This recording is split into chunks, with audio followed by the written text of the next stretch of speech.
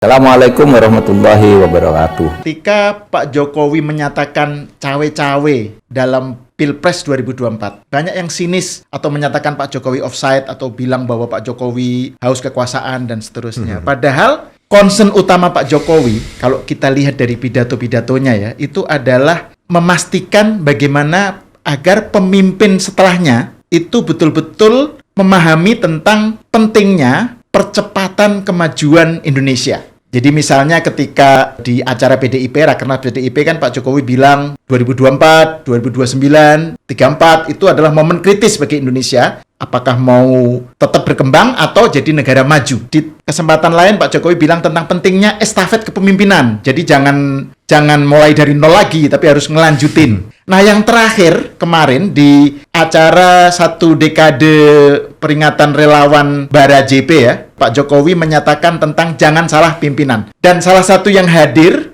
di acara tersebut adalah teman dekat Pak Jokowi, Bung Budiman Sujatmiko. Kemarin kan waktu di acara Bara JP itu Pak Jokowi menekankan betul, jangan salah pilih pimpinan. Poin dari pidato Pak Jokowi itu, dalam 5-10 tahun ke depan, dunia masih akan dilanda krisis.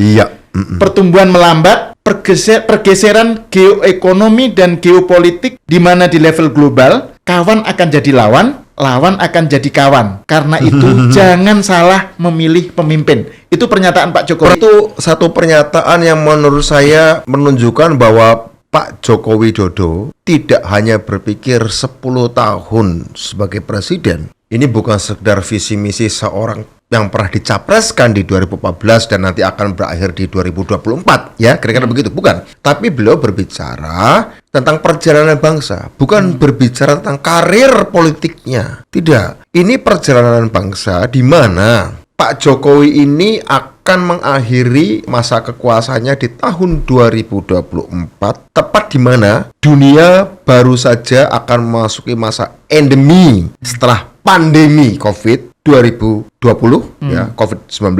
Yang kemarin beliau katakan, kalimat pertama pembukaan pidato beliau mengatakan bahwa di dalam masa pemerintahannya, pengalamannya memerintah Indonesia itu adalah periodenya yang paling berat. Kenapa periodenya yang paling berat? Dikarenakan dunia ini ketika menghadapi pandemi itu tidak ada kurikulumnya. Ibaratnya Bung Sahal ini SMA, kelas 1 SMA, kelas 2 SMA, kelas 3 SMA, dikasih kurikulum tertentu, kira-kira begitu pelajarannya. Begitu ujian, itu soalnya, bahkan gurunya aja nggak ngerti jawabannya.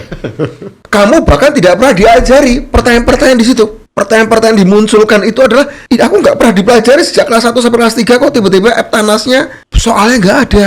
Bukunya bahkan belum pernah terbit. Bukunya katakan belum pernah terbit, teorinya belum pernah ada. Paradigmanya belum pernah ada. Jadi jangankan Bung Sahal, jangankan teman-temannya yang harus menjawab ujian itu. Gurunya pun nggak ngerti. Hanya saja pada waktu itu udah ada kebijakan, kalian boleh open book. Meskipun nggak menjamin apa-apa, karena memang nggak pernah ada dalam buku. Satu-satunya fasilitas yang dimungkinkan untuk Anda bisa menjawab dengan pantas, tidak buruk-buruk amat gitu ya, adalah Anda bisa mendiskusikan dengan teman-teman sekelas Anda. Kolaborasi. Setiap negara ketika menghadapi ujian COVID-19 itu kolaborasi. Ini tafsir saya ya. Nah, alhamdulillahnya Indonesia ini mungkin bukan juara 1, tetapi salah satu yang nilainya paling baik di dunia.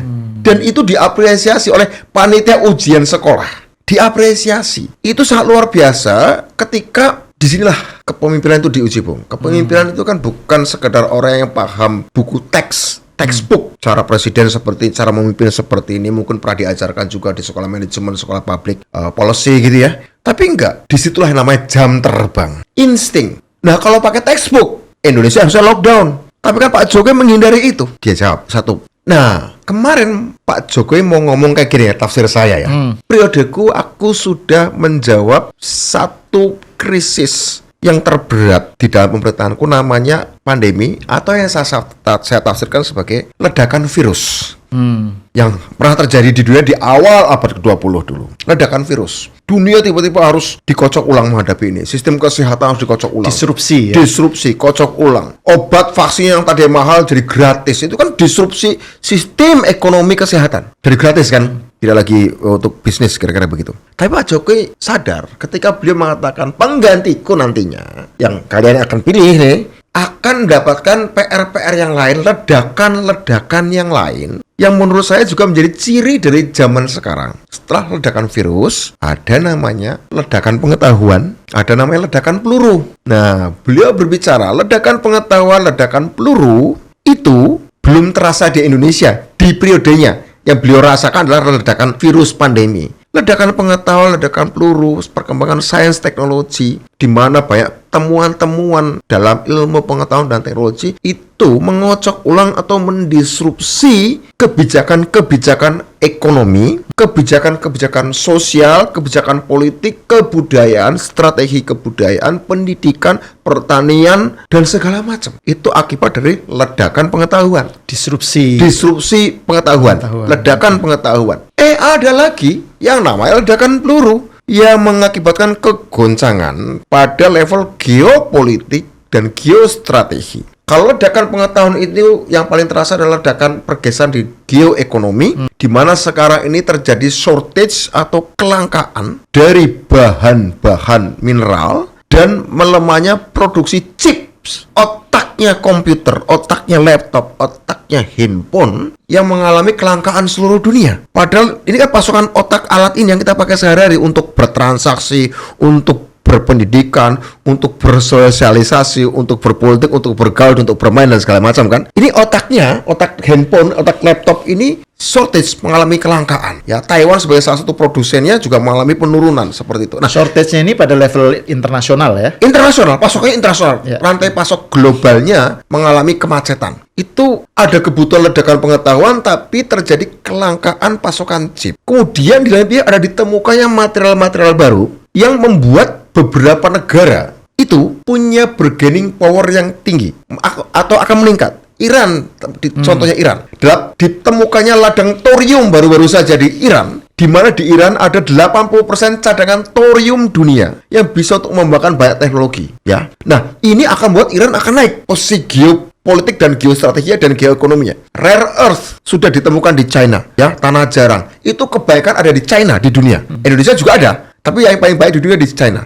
Kita tahu, baik China maupun Iran adalah dua negara yang di dalam peta geopolitik mereka salah dua dari tiga negara yang terdepan dalam melawan unipolarismenya Amerika. Anda bayangkan, dua negara yang cadangan rare earth-nya dan cadangan thoriumnya terbesar di dunia adalah dua negara yang melawan, menantang unipolarismenya geostrategi Amerika. Nah, ini kan akan membuat kegoncangan baru. Dinamika-dinamika seperti ini, Indonesia juga kan punya sumber daya alam. Yang lama kita tahu, tapi kita tahu bahwa selama ini Indonesia itu baru menjadi pemasok sumber daya alam. Dan beliau kemarin Pak Jokowi mengingatkan, sudah sejak zaman penjajahan, Nusantara ini hanya masuk sumber daya alam sejak zaman VOC, beliau bilang. Rempah-rempah segala macam ya. Kok sampai sekarang masih kayak gitu seperti zaman VOC? Nah, kita ingin naik kelas dong. Hilirisasi agar sumber daya alam ini diolah bersama kemampuan teknologi pengolahan kita, manufacture, yang membuat kita bisa naik kelas. Selain sumber daya alamnya kaya, tapi kita tidak pernah menjadikan itu sebagai bargaining. Karena begini, keberadaan sumber daya alam seperti di China atau di Iran itu tidak menjamin negara itu akan naik bargainingnya, kekuatan geopolitik dan geoekonomi dan geostrategisnya kalau mereka hanya sekedar ekspor mentah. Kalau misalnya China, rare earth-nya, Iran, thoriumnya diekspor ke negara barat dan diolah industri oleh negara-negara barat, ya China dan Iran tidak mengancam apa-apa. Seperti Indonesia yang sudah punya tembaga, sudah punya emas, sudah punya nikel, sudah punya uranium, sudah ada juga lithium, ada macam-macam. Itu kenapa Indonesia tidak dianggap ancaman bagi unipolarisme barat? Karena Indonesia selama ini masih jadi anak yang baik. Apa yang ada di bawah tanah tak jual, apa yang ada di atas tanah tak jual. Jadi Indonesia selama ini kenapa belum kunjung menjadi negara yang bargaining posisinya kuat secara geopolitik, geoekonomi, dan geostrategi?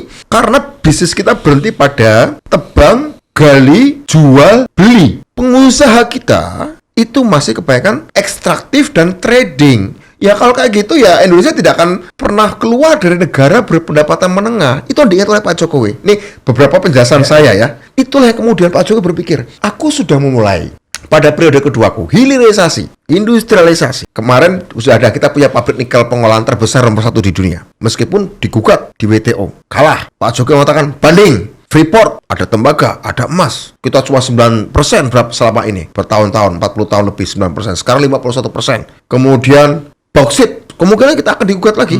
Nah, disinilah Pak Jokowi mengatakan, aku pengen penerusku adalah orang yang melanjutkan ini agar proses hilirisasi yang sudah dimulai oleh beliau ini diteruskan, karena banyak kandungan di tanah air kita ini sumber mineral yang masih nunggu untuk hilirisasi. Ini Pak Jokowi baru nikel sudah dihantam, tapi dilawan. Nah, kalau besok penggantinya tidak bernyali, padahal masih harus beresin bauksit, masih harus beresin apalagi emas, beresin tembaga, beresin kelapa sawit, apalagi you name it. Jadi ada banyak PR ke depan. Disitulah beliau mengatakan, kenapa beliau mengatakan itu harus cawe-cawe? Bukan untuk dirinya, tapi ini bangsa ini harus naik kelas, menjadi negara maju. Jadi concern Pak Jokowi itu adalah tentang bagaimana Indonesia itu menjadi key player ya dalam permainan kekuasaan global. Rantai pasok global. Ya, jadi permainan kekuasaan global itu power game-nya itu. Nah, kalau kita lihat ya di slide yang saya sampaikan ya. Tadi Bung sudah menjelaskan tentang ada beberapa disrupsi ya, kocok ulang. Pertama disrupsi pandemi,